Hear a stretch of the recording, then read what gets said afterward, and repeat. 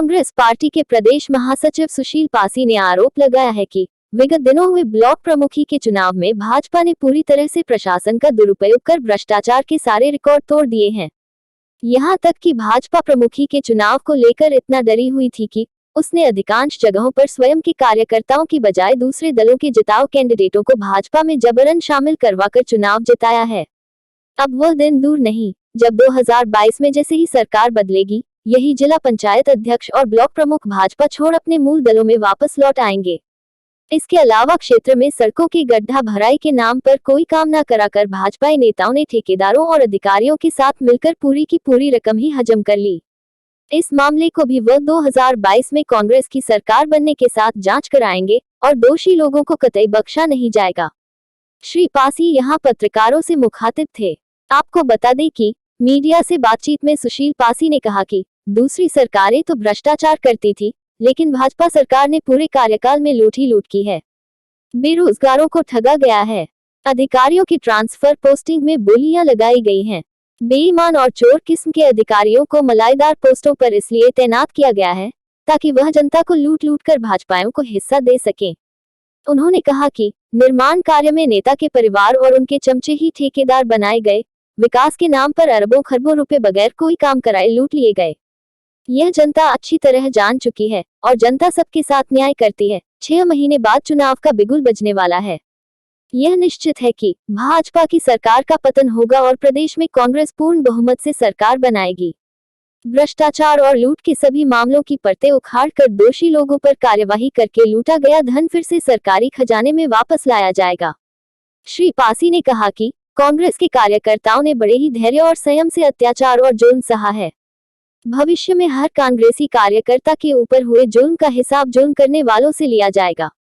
उन्होंने विगत दिनों हुए ब्लॉक प्रमुखी के चुनाव में महिलाओं को नामांकन भरे जाने से रोकने को लोकतंत्र के खिलाफ बताते हुए दोबारा चुनाव कराए जाने की मांग की है। साथ ही चुनाव आयोग से गुजारिश की है कि जहां जहां पर गड़बड़ियां हुई है वहां पुनः चुनाव कराए जाएं, ताकि इन महिलाओं के साथ हुई अमानवीय कृत्य एवं अभद्रता तथा वस्त्र खींचे जाने के मामले में उत्तर प्रदेश सरकार को कटघरे में खड़ा किया जाए। श्री पासी ने मीडिया बंधुओं को संबोधित करते हुए इस अलोकतांत्रिक एवं गैर संवैधानिक कृत्य पर आवाज उठाने की अपील की है।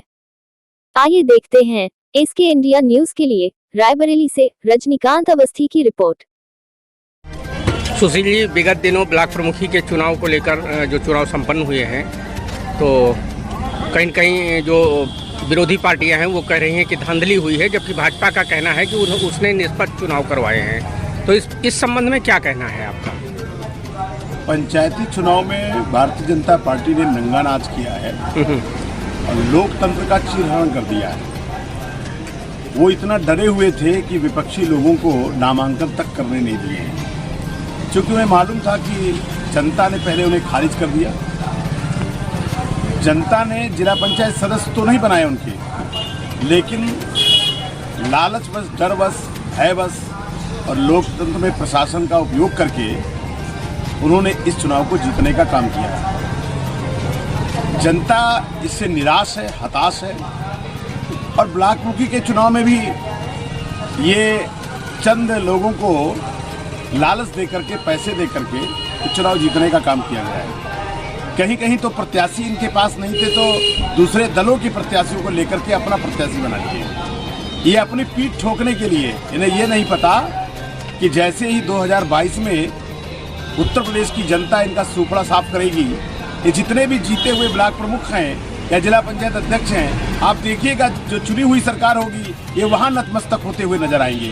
तो ये जो गलतफहमी में पूरे उत्तर प्रदेश की जनता, किसान हो, मजदूर हो, नौजवान हो, आज भारतीय जनता पार्टी के शासन से त्राह त्राह कर रही है, अत्याचार से ऊब रही है। और इसीलिए यूपी की जनता करे विचार, कब तक सहोगे अत्याचार, अब की बार कांग्रेस सरकार, ये नारा लगा रही है जनता। क्योंकि उत्तर प्रदेश में किसानों के साथ अन्याय हुआ है, नौजवानों के साथ अन्याय हुआ है, बेरोजगारों के साथ अन्याय हुआ है और कोई काम नहीं हुआ। भ्रष्टाचार, पहले की सरकारें भ्रष्टाचार करती थी, ये सरकार सीधे लूट करती है। ये लूटने वाली सरकार है। घंटों में करोड़ों वृक्ष लगा दिए गए।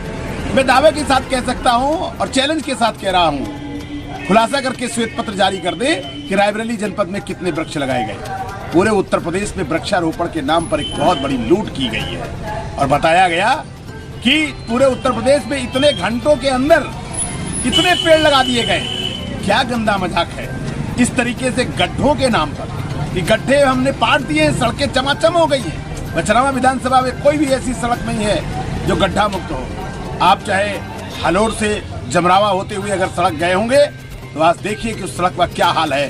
न आदमी साइकिल से चल सकता है, न पैदल चल सकता है, न गाड़ी से चल सकता है।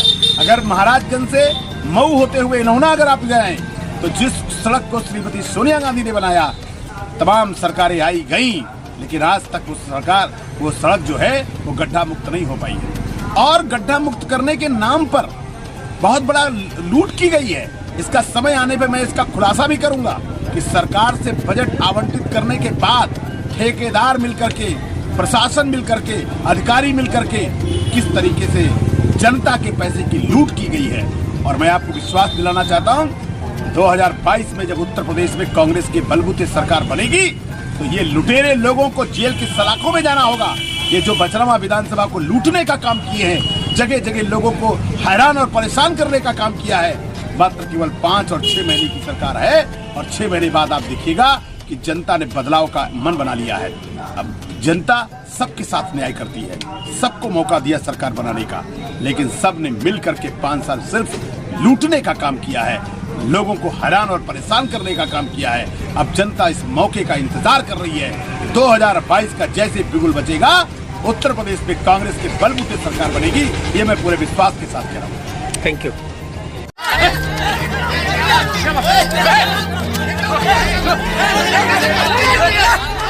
सब उतार दिए, ब्लाउज भी पूरी साड़ी उतार दी थी भाई, पूरी साड़ी खोल दी। ये तस्वीरें हैं कपड़ा फाड़ सियासत की, ये तस्वीरें हैं बेहया सियासत की, ये तस्वीरें हैं लोकतंत्र के चीरहरण की। शर्मसार करने वाली ये तस्वीरें हैं लखीमपुर खीरी की, जहां ब्लॉक प्रमुख का चुनाव किस हद तक चला गया, देखिए और देखते जाइए।